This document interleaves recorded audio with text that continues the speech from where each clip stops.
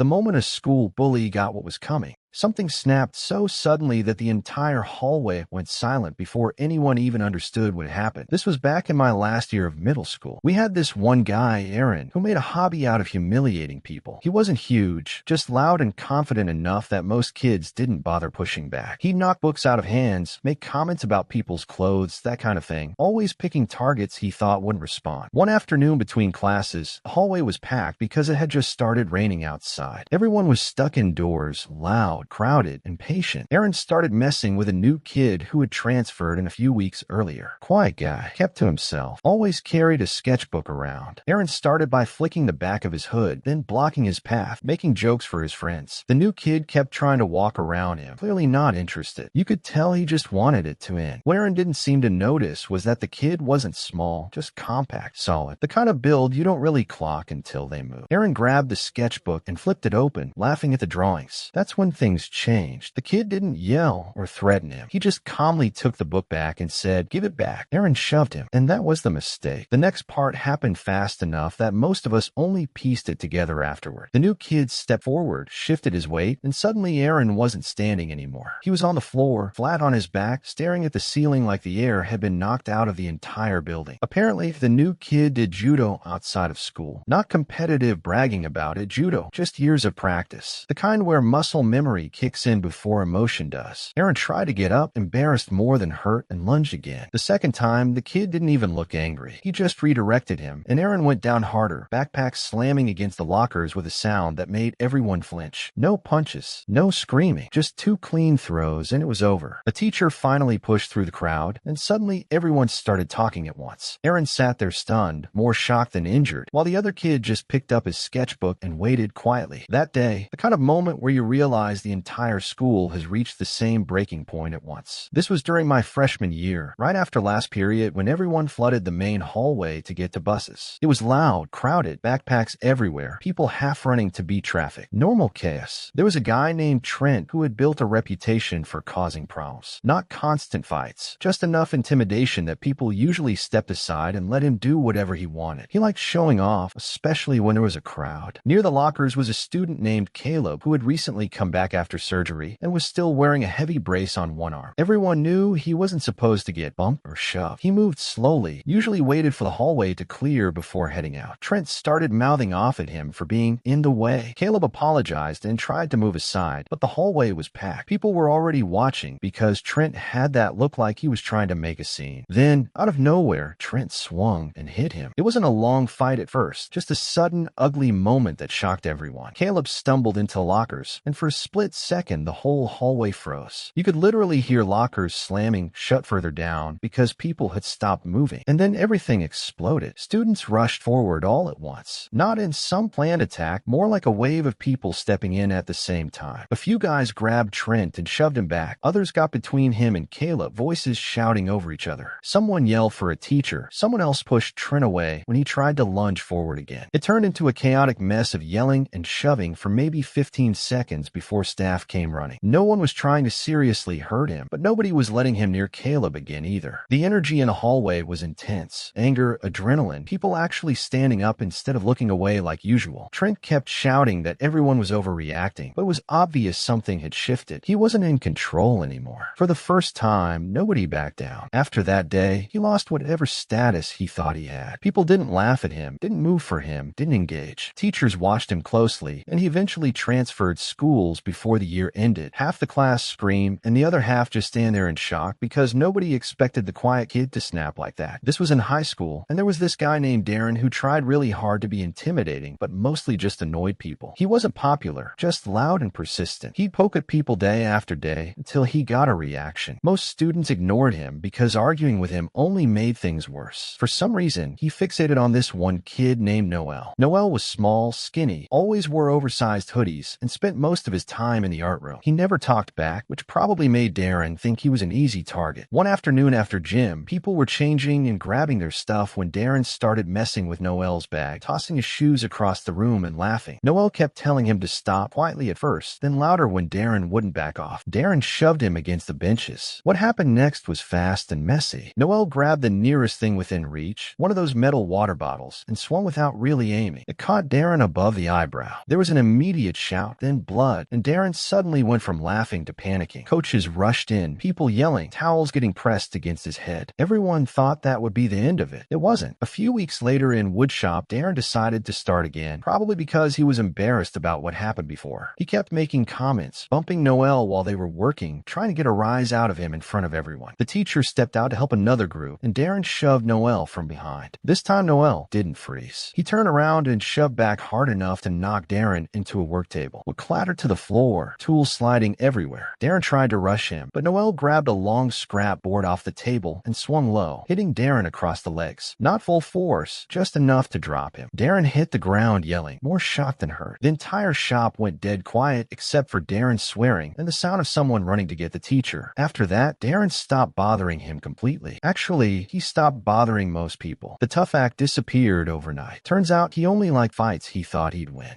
I was small, quiet, and the kind of kid who tried to laugh things off instead of making trouble. There was another kid in my grade, Tyler, who seemed to notice that immediately. He started walking the same route home as me and turning it into a game, bumping into me, knocking my backpack, giving little shoves every few steps while laughing like it was harmless. It didn't look dramatic from the outside, which is probably why it kept happening. No punches, no witnesses most days. Just enough to make the walk home miserable. The first time I ignored it. The second time, too. By the third day, I remember feeling this mix of embarrassment and anger because I knew he was doing it specifically because I wouldn't fight back. One afternoon, near the empty lot halfway between school and my house, he did it again. Same routine. Push, laugh, push again. But this time I didn't keep walking. When he went in for another shove, I turned around and grabbed him. I didn't know what I was doing. Just grab him around the shoulders the way I'd seen older kids do in wrestling on TV. We both stumbled, and suddenly he couldn't push me anymore because I was holding on too tight. He started panicking, trying to pull free, and we ended up stumbling in circles in the dirt, both yelling. It wasn't a clean fight, just two kids struggling and tripping over each other, but for the first time, he wasn't in control of it. Eventually, I shoved him away, and he fell backward. Not hurt, just shocked. I remember my hands shaking more from adrenaline than anything else. I said something like, "Just leave me alone," way louder than I meant to. He didn't say anything back. He just got up and walked off. Back in school, there was a guy named Marcus who thrived on intimidation. He wasn't constantly fighting, but he liked making people nervous, cornering people in arguments, getting in faces, pushing things just far enough to scare someone, and then laughing it off. Teachers called him strong-willed. Most students just called him exhausting. I remember one incident in particular during senior year. A disagreement in the parking lot turned into shouting, then shoving. Marcus lost his temper fast, swinging wildly until teachers broke it up. Nobody was seriously hurt, but it stuck with me how quickly he went from joking to furious, like there was no middle gear. After graduation, everyone went their separate ways. Years passed. Social media updates here and there. New country, new job, photos with a wife, and eventually a kid. From the outside, it looked like he'd settled down. Then one day, the news spread through old classmates' group chats. He'd been arrested overseas after a violent confrontation with his wife during a meeting to discuss their separation. The argument escalated into an attack, and she didn't survive. He was arrested at the scene and later sentenced to spend the rest of his life in prison. This was in the late 90s at my high school. There was a student named Adrian who got picked on constantly for being different. He was quiet, dressed a little differently than most of the guys, like theater and art, and that alone made him a target for a few loud people who thought making fun of him was entertainment. The main one was a guy named Scott. He wasn't violent most of the time, just relentless, comments under his breath, mocking impressions, getting laughs from whoever was nearby. Teachers would tell him to knock it off, but it never really stopped. Adrian usually ignored it, kept his head down, focused on school. Senior year, during chemistry class, it finally boiled over. We were working in groups around those heavy lab stations with the thick countertops. Scott kept making comments, louder than usual, trying to get a reaction. You could tell Adrian was tense, hands shaking, while he tried to keep working. The room had that uncomfortable energy where everyone notices, but nobody says anything. Then Scott knocked over Adrian's notebook and laughed. Adrian snapped. He stood up so fast his chair fell over, and before anyone really processed it, they were shoving each other. It wasn't a clean fight, more like years of frustration exploding at once. Scott tried to push him back, back, but Adrian grabbed his shirt and drove him backward into the lab table. There was a loud bang as Scott's face hit the surface, and the whole class froze. The teacher rushed in, yelling, pulling them apart while people shouted and backed away. Scott ended up with a bloody nose and a bruised ego more than anything else, but the shock on his face stuck with me, like he never imagined Adrian would fight back. After that, the teasing stopped completely. Years later, someone recognized Adrian on a daytime talk show. He was sitting in the audience during a segment about coming out stories, smiling, confident, completely different from the nervous kid we remembered. Someone found his social media afterward. He moved to a bigger city, worked in design, seemed genuinely happy. Nobody really knew what happened to Scott. This was in middle school, and there was a girl named Brianna who had the reputation of being untouchable. She constantly picked on other kids, mean jokes, pushing people around, making them cry in the hallways. The teachers tried counseling, peer mediation, interventions, everything, and nothing worked. She thrived on attention and chaos. The day before the fight, she had been tormenting a shy girl in our grade. I'd always tried standing up for kids like her, so I confronted Brianna, told her to leave the girl alone, and we argued in front of a few teachers. We got in trouble for yelling at each other, but honestly, it didn't matter. Brianna didn't care. Next day, I'm in the hallway between classes, and out of nowhere, she slaps me across the face. Hard. For no reason at all. I saw red, but I stayed calm at first, remembering all the summers the first spent wrestling and sparring with my cousins. I knew I had the advantage if it came down to it. She swung again. I dodged, stepped in, and grabbed her arms. She struggled, but I used her momentum against her and pushed her into the lockers. The sound echoed, kids gasping, some cheering quietly, others frozen. She tried to retaliate, but I was faster. One more push, and she stumbled back, hitting the floor hard enough to slide a few feet. The teachers finally came running, yelling at everyone to calm down. But Brianna couldn't even get up right away. She was stunned, humiliated, and bruised more in pride than anything else. She didn't show up for school for almost a week after that. Afterward, she never targeted me again. In fact, she mostly kept to herself, probably realizing that picking on people like me could backfire in ways she hadn't expected. I had two main bullies, Kevin and Tony. Kevin was the loudmouth who loved putting people down for laughs, pushing kids around, mocking teachers, stirring fights in the halls. Tony was slicker, the kind of guy who acted charming to adults but was ruthless with anyone smaller or quieter than him. Between the two of them, school was exhausting. Before I tell you what happens next, don't forget to like and subscribe. Kevin got himself into trouble constantly. Fights, skipping classes, petty theft, you name it. After graduation, he bounced around from couch to couch, always mooching off someone else until the people he relied on had enough. Last I heard, he tried breaking into his ex-girlfriend's apartment after a fight. I happened to be at the courthouse for something minor and saw him get sentenced. 2 years in. His arrogance didn't save him this time. Tony, on the other hand, seemed unstoppable at first. High school football star, always surrounded by girls, the guy everyone thought would make it big. But life had its own way of catching up. Over a few years, he managed to get multiple girls pregnant, one after another. Rumor was he vanished to dodge child support. No job, no accountability, just ghosted everyone he'd hurt. I played in the orchestra. There was this girl, Miranda, who acted like she owned the place. She wasn't physically violent or terrifying, but she thrived on belittling anyone who wasn't her, mocking the quieter kids, bragging about her natural talent, laughing when her boyfriend would knock over our music stands while we were practicing. Junior year, she was second chair because the first chair was a senior so insanely good she was playing private gigs on the side. Miranda thought for sure she'd inherit first chair when that senior graduated. But life had a twist waiting. A transfer student arrived from a prestigious music magnet school. Absolute prodigy, played 6 instruments, composed music, basically a human orchestra. She only kept violin because that's what she'd auditioned for professionally. Miranda? Still second chair. She still acted superior, telling everyone she was destined for Juilliard, the big leagues, all of New York. We all rolled our eyes. Fast forward 5 years. I'm in town, wandering into a local craft store to pick up supplies for a friend's wedding. And there she is, Miranda, ringing up customers. Pregnant. Not just a little. She's heavily showing. Number 3 on the way. Her high school boyfriend, the same one she'd bragged about being perfect for her, apparently knocked her up right after graduation. No Juilliard. No big city orchestra. No soloist life. Just a tiny apartment, retail hours, and a controlling, abusive boyfriend. I asked her if she still played. played. She laughed bitterly. Haven't touched my violin in years. Can't exactly fit practice in when you're running after kids and trying not to get screamed at. I actually felt sorry for her. All that talent, all that potential completely derailed because of her choices and that toxic relationship. No revenge, no gloating, just the cold reality of life hitting her hard. Back in middle school, there was this kid named Ryan. He was average size but acted like he was king of the hallway. He loved picking on people smaller or quieter than him, but his favorite target was a girl named Chloe. She was heavy-set, quiet, and always tried to keep to herself, but Ryan made it his personal mission to humiliate her, tripping her, knocking her books to the floor, mocking her every step of the way. One day, Chloe had had enough. She was walking down the hallway with her backpack when Ryan shoved her into a locker. Something inside her snapped. She swung at him, a quick jab to the gut, another, then a precise kick that caught him off guard. Ryan doubled over, eyes wide. The other students stopped in their tracks. You could literally hear the tension in the air. Chloe, fueled by frustration, grabbed his arms and tried to shove him toward an empty locker. Ryan struggled, but she had the advantage. He wasn't expecting her to fight back. That's when the chaos escalated. Ryan's friends tried to pull him free, shoving her in the process. A few kids shouted, some cheered quietly, while others just stared, wide-eyed. The hall smelled like adrenaline and sweat. A teacher finally barreled down the hallway and separated them, but the damage was done. Ryan's face was red with humiliation, Chloe breathing hard, triumphant. The moment spread through the school like wildfire. He couldn't walk past her without students snickering or reminding him of the day Chloe literally owned the hallway. After that, he stopped picking on her. And not just her. For a while, nobody wanted to test her. She didn't become a bully herself, but she'd proven she wasn't someone you could mess with. There was this guy, Derek, who loved picking on a quiet kid in our class, Sam. Sam wasn't small exactly, but he was skinny, and Derek was one of those big football types who thought his size made him untouchable. Every day, he'd shove Sam in the halls, steal his backpack, or trip him during gym class. It was relentless, and most of us just stayed out of it because we knew Derek had a reputation for being aggressive. One day, gym class turned into a showdown. Derek cornered Sam near the bleachers, laughing, ready to shove him again. But something in Sam snapped. Before anyone could react, Sam lunged forward, grabbed Derek, and slammed him onto the gym floor. Everyone froze. The thud echoed across the hardwood. Derek scrambled up, but Sam moved like lightning. Precise punches, quick dodges. Turns out, Sam had been training in karate for years and boxed competitively on weekends. Derek had no idea. The fight lasted maybe 30 seconds, but it felt like hours. Derek tried to push back, swinging wildly, but Sam was calm, controlled, and devastatingly efficient. By the end, Derek was flat on the floor, gasping, humiliated, with a few bruises that would last a week. The gym went silent. Even the teacher, who usually ignored minor scuffles, just stood there staring. Derek never picked on Sam again, not because he was scared, but because everyone knew the balance of power had shifted. Sam had quietly but completely flipped the script. Back in middle school, we had this kid named Trent. He was small, wiry, and thought he was the toughest kid in 7th grade, always shoving kids, threatening anyone smaller than him, acting like he ran the hallways. He even wore those ridiculous leather wristbands that made him look like some wannabe fighter from a movie. Everyone hated him, but most people just tried to avoid him. Fast forward to 8th grade. Trent hadn't changed a bit, still picking on smaller kids, still thinking he was untouchable. Then a new kid, Sam, joined our class. Sam was pale, chubby, and had wild red hair that seemed to flare up every time he got angry. Trent saw him and immediately started targeting him, pushing him in the hallway, snatching his books, making fun of him in front of everyone. What happened next shocked everyone. Sam didn't flinch. He didn't run. He just stopped, clenched his fists, and let loose. He shoved Trent back, grabbed him, and used every ounce of his bigger frame to push Trent to the ground. Then he went full on the little bully, a combination of punches, shoves, and sheer force that had Trent gasping, tumbling, and screaming before Mr. Bronger finally barreled in to separate them. The entire gym smelled of adrenaline and chaos. Students were yelling, some cheering, some in disbelief. Before I tell you what happens next, don't forget to like and subscribe. Trent was on the floor, dazed, his tough guy act completely demolished. The leather wristbands didn't save him. After that, Trent didn't bother anyone again. Not just Sam, nobody. People whispered about that fight for weeks. Sam had flipped the script so completely that everyone knew exactly who was in charge now. There was this kid, Trevor, who had been making my life miserable for months. Every day, he mocked me, shoved me into lockers, and whispered cruel stuff just loud enough for people nearby to hear. I tried ignoring him, tried keeping my cool, but it wore me me down. By the end of the semester, I was on edge, constantly tense, waiting for the next humiliation. Then one day, it all came to a head. Trevor cornered me near our desks, mocking me as usual. I'd had enough. Everything snapped: the fear, the frustration, the stress from months of constant bullying, and before I even realized what I was doing, my arm shot out and I smacked him square across the face. The sound echoed in the classroom. Trevor went down like a sack of bricks, crying and clutching his jaw, stunned in front of the whole class. Students gasped, some laughed nervously, some just stared. I didn't even feel proud at first. It was autopilot, pure survival instincts finally kicking in. The teacher rushed over, but by the time they arrived, the message had been sent loud and clear. Trevor never touched me again. He also stopped messing with other kids. Suddenly, the entire dynamic of the class shifted. Back in high school, there was this guy, Brad, total jock, popular, captain of the football team, all-American prom king type. He made my life miserable for years. Constant teasing, shoving in the halls, mocking every little thing I did. But even though everyone pretended to like him, you could tell no one truly trusted him. He thrived on fear, on showing off, on being untouchable. Fast forward about 5 years after graduation. I was back in my hometown, visiting old friends. We went out for drinks and were walking to a friend's house late at night, around midnight, joking and laughing to shake off the buzz. Then we heard a loud crash up the street. At first, we thought maybe a trash can fell, but as we got closer, we saw this enormous shape lying in the middle of the road. My friend gasped, "Is that a car?" It was a truck, lifted, massive, completely flipped on its roof. Lights still on, doors open. We approached cautiously, hearts pounding, and then my friend spotted something on the asphalt. A wallet. She picked it up, flipped it open, and our jaws dropped. It was Brad, my bully from high school. We all froze for a second, sharing stories about his years of torment and laughing nervously at the absurdity of the situation. Part of us wanted to leave him there. Part of us wanted to call the cops immediately. Luckily, one friend had a phone. Her dad was a cop, and he sent squad cars straight to the truck and to Brad's house. Turns out, Brad had a long history of reckless behavior. DUIs, bar fights, drug issues, steroids, the works. That night, he'd apparently lost control while driving and rolled his truck. He spent some time in jail, and over the years, he's been in and out of trouble. Last I heard, he's still struggling in his 40s, living at home, far from the all-American image he used to flaunt. It was 8th grade class picture day, which meant the entire grade was crammed into the gym. Bleachers full, teachers yelling names, cameras flashing, everyone restless and loud. The only people not sitting yet were me and the guy who had made my life miserable since elementary school. I'll call him Darren. For years, he'd picked at me. Nothing huge on its own. Shoulder checks in the hallway, jokes about my height, whispering things just loud enough for people to laugh. I was already over 6 feet tall, but skinny as a rail, awkward, and too anxious to fight back. He knew it. That's why he kept doing it. That morning felt like every other one. I was standing near the edge of the bleachers waiting for instructions when he walked over, smiling that same smug smile. Started in on my name again, mocking it, dragging it out so people nearby could hear. A few kids laughed. Something about that moment. Everyone watching, nowhere to go, just flipped a switch in my brain. For the first time ever, I fired back. He froze for a second, surprised I'd said anything at all. Then came the classic bully line. "What did you just say?" Before I could even think, he swung. The punch caught the side of my head and everything went loud and blurry. And that's when panic took over. I honestly thought he was going to beat me in front of everyone, so my body just reacted. No thinking, no strategy, just pure fight or flight. I rushed him, punches flying, wild and fast. I remember the sound more than anything. Shoes scraping on the gym floor, people shouting, someone screaming. We crashed into the bottom row of the bleachers and kept swinging. I wasn't fighting to win. I was fighting because I was terrified of losing. It took 2 gym teachers and another staff member to drag us apart. My shirt was torn, his nose was bleeding, and the whole gym had gone dead silent except for us breathing like animals. He got suspended for starting it. I got half a day for participating. The vice principal quietly told my mom they'd known about the bullying for years and that maybe it was overdue that someone finally stood up to him. It was lunch in middle school, and there was this kid, Dylan, who loved making fun of others, especially a group of kids learning sign language. He would mock their hands, mimic their voices, and laugh as if it was the funniest thing in the world. Everyone was quiet because he was bigger than most of us, a little taller and stronger, and always surrounded by a small posse of followers. I'd had enough. I shoved in the chest when he was mocking a kid and told him, "Meet me down the street after school." At first, he laughed it off, making fake gang signs and taunting me like he did with everyone. He even mimicked the deaf kid's signs in front of a crowd. Something in me snapped. After school, I walked down to the corner where we agreed to meet. Dylan showed up wearing a baseball batting glove on his right hand, like some ridiculous wannabe tough guy accessory. I looked at him, smirked, and said, "Nice Michael Jackson glove." Before he could respond, I swung with everything I had. My fist connected with his nose, and the sound echoed in the empty street. He stepped staggered back, clutching his face, blood running down his nose. I didn't hold back, but he barely fought back, just turned, trying to shield himself. I kept shouting at him, letting him know no one else deserved to be treated that way. It wasn't long, maybe 30 seconds, but it was enough. He never mocked those kids again, and he never challenged me either. I didn't get suspended, surprisingly. That one punch ended years of torment for several students. Funny enough, he was taller than me in high school, but not significantly heavier. Now, years later, he's about 6 feet 5 inches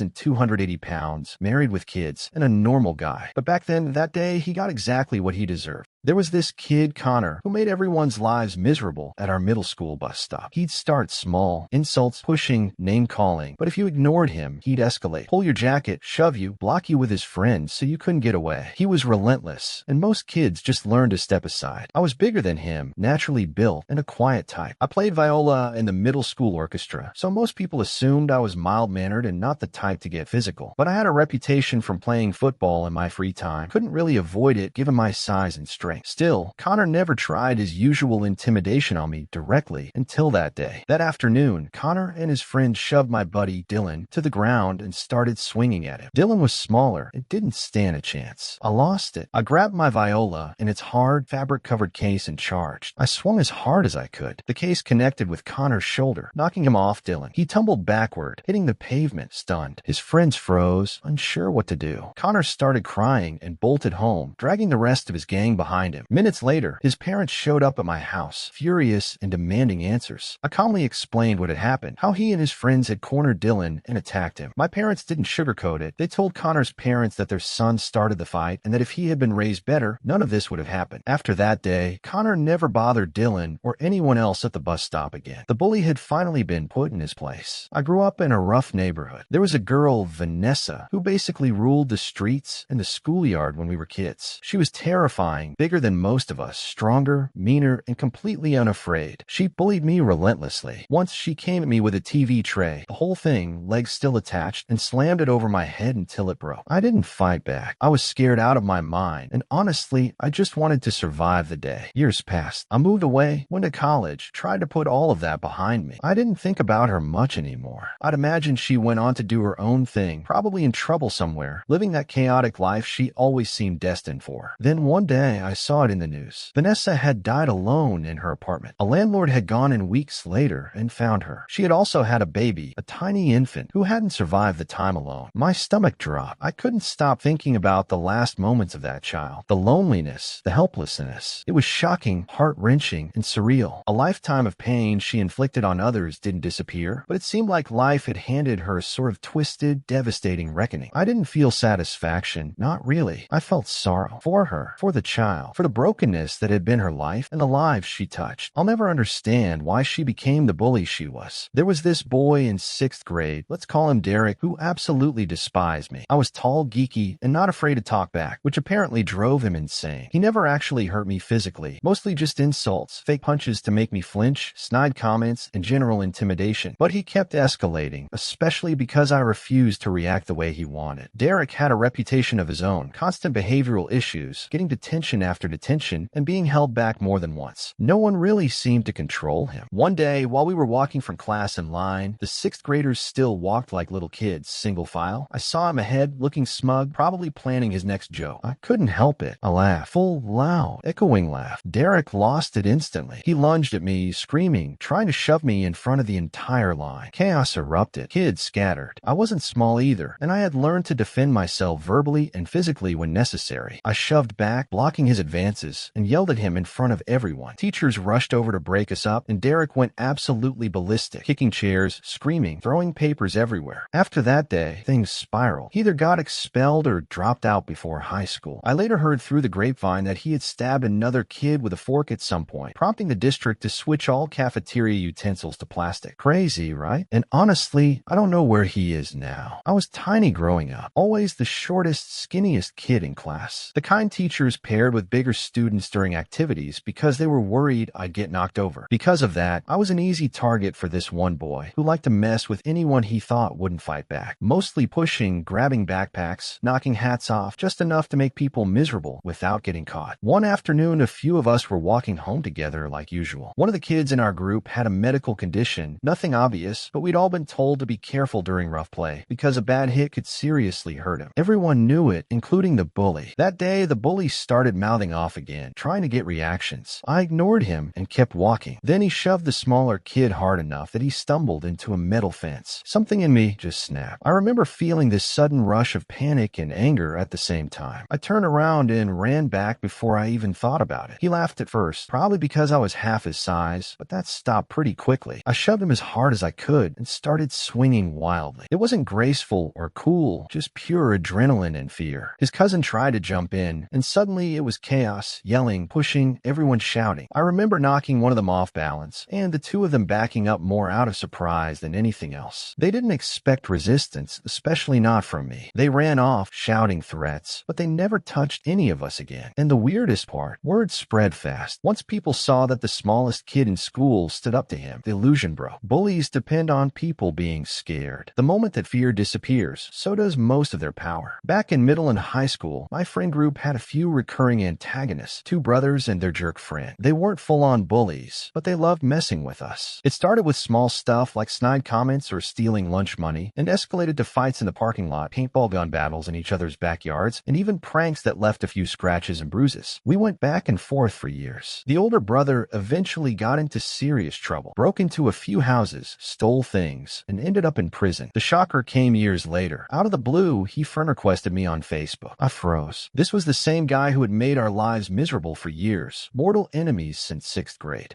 Before I tell you what happens next, don't forget to like and subscribe. I almost didn't accept it, but curiosity got the better of me. Turns out, prison changed him. He was struggling financially about a year after his release, and I happened to know a shop that could fix a car problem he had for way cheaper than normal. I referred him, helped him save a ton of money, and even got him in and out of work without missing time. The next day, he tagged me in a Facebook post, thanking me publicly for saving him from a huge repair and praising me for helping him get back on track. 20 years ago, in high school, that would have never happened. The same guy who once shoved me into lockers, called me names, and started fights. Now genuinely grateful, humbled, and different. Meanwhile, another bully from my football team wasn't as lucky. He was an absolute prick to everyone, especially the student section during games, and got kicked off the team as a senior for calling people racial slurs. I'll admit, it was satisfying to see him finally lose the power he wielded over us. Years later, I heard he died of a drug overdose. No sympathy there. Justice came in a different form for him, tragic and final. Back in middle school, we had this one kid at our bus stop who made every morning miserable. There were maybe 8 or 10 of us from the same neighborhood, and he rotated targets depending on who looked the least likely to fight back that day. If he couldn't shove you around, he'd mess with your stuff, ripping book covers, throwing backpacks into puddles, knocking lunches out of hands. Everyone complained. Nothing ever changed. Teachers said they'd look into it, and that was that. I was already tall for my age, about 6 feet in 7th grade, but I hated confrontation. Being bigger didn't stop him. It just meant he tried to embarrass me instead. He'd shoulder check me or slap my books out of my hands when no adults were around. One morning things went too far. A smaller girl at the stop told him to leave her alone after he kept flicking her hood and pulling her backpack. He shoved her hard enough that she hit the pavement and started crying. Something in me just snapped. Months of frustration all hit at once. I stepped between them and told him to back off. He laughed and shoved me too, trying to get a reaction. Instead of backing down, I grabbed him by the front of his hoodie and shoved him back. Not planned, not smart, just pure adrenaline. He swung first. Wild punch, missed me completely. After that, it turned into a messy middle school fight. We were slipping on gravel, grabbing shirts, throwing bad punches. I remember hearing kids yelling, but everything felt weirdly quiet in my head. At one point, he tried to tackle me, and we both went down, rolling in the dirt. I managed to get on top and pinned his arms long enough to yell, "You're done. Leave people alone." That's when it changed. He stopped fighting. Not tired, scared. Actually scared. I'd never seen that look on his face before. He shoved me me off and backed away like he didn't recognize me anymore. He walked off toward his house instead of waiting for the bus. I thought for sure I was going to get suspended or have his parents show up at my door later that night. I spent the whole day, sick to my stomach, waiting for consequences. Nothing happened. The next morning, he showed up again, quiet for once. No jokes, no pushing. When our eyes met, he looked away first. That alone shocked everyone. From that day on, the bullying stopped. Not just toward me, toward everyone. He still acted tough sometimes, but the edge was gone. The fear that nobody would stand up to him had disappeared. This was back in middle school. I had a friend named Aaron. Quiet kid. Funny once you got to know him. Never looking for trouble. We weren't inseparable, but we had most classes together and always sat at the same lunch table. He was the kind of person who tried to laugh things off even when stuff bothered him. The problem was a guy named Tyler. Tyler was older than most of us because he'd been held back, and he was huge for our age. Not just tall, thick, strong, and always surrounded by 2 or 3 kids who laughed at whatever he did. He didn't just tease people. He shoved them in hallways, knocked books out of hands, messed with backpacks, dumped drinks on tables. Teachers rarely saw it because he knew exactly when to act. For whatever reason, he locked onto Aaron early that year. Every day it was something, flicking the back of his head, calling him names, bumping into him on purpose. Aaron reported it a few times, but nothing really changed. Eventually, he just started keeping his head down and trying to avoid Tyler entirely. It worked for a while. Then, one lunch period, everything boiled over. We were halfway through eating when Tyler walked past our table. No warning, no words, he just smacked Aaron hard across the back of the head as he walked by. Loud enough that people at other tables turned around. Aaron's face hit the table for a second, and his drink tipped over. And something changed. I remember looking at him and realizing he wasn't embarrassed or upset anymore. He looked done. Completely done. Aaron stood up slowly, grabbed his chair, and shoved it back so hard it scraped across the floor. Tyler turned around laughing, probably expecting Aaron to just yell or walk away like always. Instead, Aaron rushed him. They crashed into another table, trays falling everywhere. Tyler tried to grab him, but Aaron just kept pushing, yelling for him to leave him alone. It wasn't clean fighting, just years of frustration coming out at once. Tyler slipped on spilled food and went down, and Aaron pinned him long enough to shout right in his face, "I'm not scared of you anymore." That's when teachers finally got there and pulled them apart. The entire cafeteria was dead quiet. No cheering, no laughing, just shock. Both of them got suspended. At the time it felt unfair, because everyone knew what had been happening for months, but school rules are school rules. Aaron came back a week later acting like nothing happened. Same quiet guy as before. But Tyler was different. He stopped messing with people. Completely. He still had friends, still acted tough sometimes, but he never touched Aaron again, or anyone else that we saw. Holy shit, this one still makes my jaw drop when I think about it. Back in high school, my friends and I had this lunch corner on campus, a quiet spot behind a bunch of hedges where we could eat and talk without getting hassled. We weren't exactly nerds, but we weren't popular either. Just the in-betweeners. One day, my buddy Ryan, usually the quietest guy in our group, begged us to move spots. "Just trust me, today's different. Let's go somewhere new." We rolled our eyes but agreed, figuring it was just his weird energy. He led us all to the far edge of campus, behind this giant brick wall, totally out of sight. It was kind of creepy back there, but we settled in. Then I saw it, or rather him. The biggest asshole in the school, a literal human wrecking machine with blonde hair and shoulders like a linebacker, was striding straight at us. He spotted Ryan instantly, grabbed him by the collar, and yelled, "There you are, hiding from me, you little shit. Think you can beat me online last night and not pay?" Before anyone could react, the bully slammed 3 punches into Ryan's stomach, ripped his glasses off, stomped them into oblivion, and spat on him. He laughed, smug as hell, and started walking away like he owned the place. But then the impossible happened. Cassie was our friend, quiet, confident, athletic, one of those guys who somehow seemed untouchable without even trying. He'd been in lunch detention, so he wasn't with us. But the minute his detention ended, he came strolling around the corner. And the timing, unreal. Cassie saw the exact moment the bully spat on Ryan and took a step away. Without hesitation, Cassie launched the most perfect uppercut I've ever seen. I swear, it was like slow motion. The bully, easily bigger and taller than him, got lifted an inch or two off the ground and slammed onto the pavement like a rag doll. Knocked out cold. Silence. Everyone frozen. Then Cassie casually pulled a cigarette from his pocket, lit it, and spat on the unconscious bully like it was the most normal thing in the world. He bent down, picked up Ryan's smashed glasses, handed them back, and said, "Mate, you needed a new pair anyway. Those look terrible." Then he clapped Ryan on the shoulder and said, "Come on, math in 5, like nothing had happened." The bully never came near Ryan again, never threatened anyone in our group. He'd had his ego shattered in a single, perfectly timed punch. Back in middle school, Mike made my life absolute hell. He came from money. His dad owned the biggest tech workshop in town, supplying every business in the area. Mike was perfect on paper, good-looking, captain of the soccer team, solid grades. Everyone liked him, and he knew it. Meanwhile, I was the exact opposite. My dad ran a farm and had a side business he'd been building for years. We weren't poor, but compared to Mike, we were peasants. And Mike, he never missed a chance to remind me. Stuff like, the only way you'll ever make money is on your back. But oh wait, ugly too. You'll stay poor forever. Every day, every class. Teachers hated him, but his dad's money made him untouchable. Fast forward to when we were 17/18, and this is where karma starts its slow, brutal march. Mike had started partying young, fine, normal teen stuff, but by 16, he was deep into hard drugs. He failed every apprenticeship test, couldn't hold a job, and went to rehab twice. At 26, his girlfriend overdosed. It was a wake-up call, but by then the damage was done. By 31, his dad sold a company. All profits went to himself. Mike, stripped from the will, completely unemployable, addicted, and barely able to function. Last I saw him at a school reunion, he looked 15 years older than me. Hallucinations, voices, government supervision, living off state aid. Meanwhile, I had been working my ass off since I was 11, helping my parents, learning the business. By 18, the business finally started to grow. I put myself through uni while running part of the family business remotely. You won't believe what happened to the absolute worst kid on our bus back in 9th grade. There was this little punk, small, cocky, thought he ran the bus. He talked nonstop smack, flicked people's ears, shoved kids in the back of their seats, and constantly tried to start fights. He had a reputation for picking on anyone smaller or quieter than him. One day, he targeted Will, a tall, kind of nerdy kid who mostly kept to himself. This little punk sat behind Will all the way to school, flicking his ear, calling him every insult he could think of. Finally, he said, loud enough for the whole bus to hear, "If we weren't on this bus, I'd beat your ass, you insert slur." The bus went completely silent. Will looked up at him calmly and said, "Get off at my stop then." Everyone froze. Little punk, trying to save face, "Okay, I'm gonna fuck you up." When the bus screeched to a stop, the punk got off first, waiting to corner Will. But Will didn't just get off, he jumped the last step like a coiled spring and slammed his fist square into the punk's face. What followed was pure chaos. Will grabbed the little punk by the hood and started swinging. Every punch landed. I swear he moved like a boxer at a speed bag, no misses. The punk screamed like a banshee. He tried to run, but in his panic, he snagged a trash can and tried to use the lid as a shield. Will didn't stop. He chased him, landing punch after punch until one of Will's buddies shouted, "His mom's coming." Sure enough, the punk's mom pulled up. She got out of her car, saw the ripped jacket and bloody face, and unleashed her own fury. She slapped him repeatedly while screaming at him to get in the car. Humiliation, pain, and defeat all at once. He got in the car, and that was the last time we ever saw him. Rumor has it he was homeschooled and then transferred to another district. From that day on, two things were clear. Nobody ever fucked with Will again. Skinny, nerdy, whatever, the kid had earned legendary status. The little punk disappeared from our lives forever. Sometimes justice doesn't need months or years. Sometimes it's a well-timed punch and a reality check from mom that makes sure the bully never comes back. I was always bigger than everyone else growing up. By the time I hit middle school, I was already taller and heavier than most kids, and teachers constantly warned me to be careful because I didn't always realize how strong I was. So I learned early to just not react. If someone shoved me or talked trash, I ignored it. Silence usually made things stop faster than fighting. Most of the time, anyway. There were these two guys in 8th grade, not twins this time, but cousins who were basically inseparable. Same attitude, same smirks, same habit of picking on people they thought wouldn't fight back. They made fun of smaller kids, knocked books out of hands, and loved embarrassing people when teachers weren't looking. For whatever reason, they decided I was the perfect target. I think it annoyed them that I never reacted. They'd bump into me in the halls, call me names, try to get me to snap. I didn't. I just kept walking. That went on for almost a year. One afternoon after school, everyone was heading toward the parking lot. Parents were pulling up, buses loading, normal chaos. I was walking toward my mom's car when one of them came up behind me and shoved me hard between the shoulders. I stumbled forward and heard both of them laughing. I turned around and one of them slapped the back of my head, not hard enough to knock me down, but hard enough to make everyone nearby look. Then they both started backing away toward their ride, still laughing, like it was just another joke they'd get away with. Something in me just snapped. Before I tell you what happens next, don't forget to like and subscribe.